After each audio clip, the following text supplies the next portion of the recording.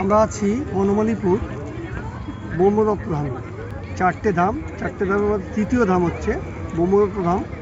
এই ব্রহ্মদত্ত ধাম হুগলির শিয়াখালা বনমালীপুর অঞ্চলে অবস্থিত।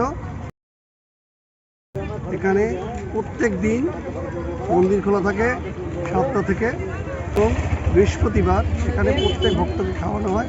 3বার আরতি করা হয়। এই ব্রহ্মদত্ত ধাম তথা আরো 3 ধামের প্রতিষ্ঠাতা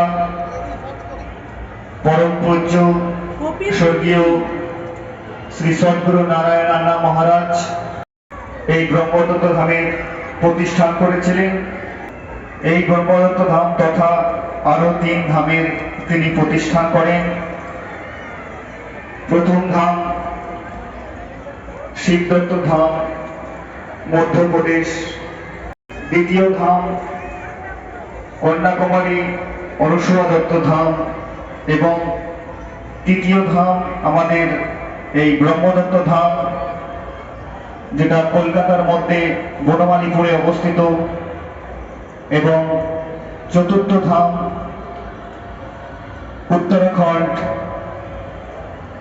যেটা হলেন অত্রিদত্ত ধাম। আপনারা এই 4 ধাম ভ্রমণ করতে পারেন। এই 4 ধামের প্রতিষ্ঠাতা হলেন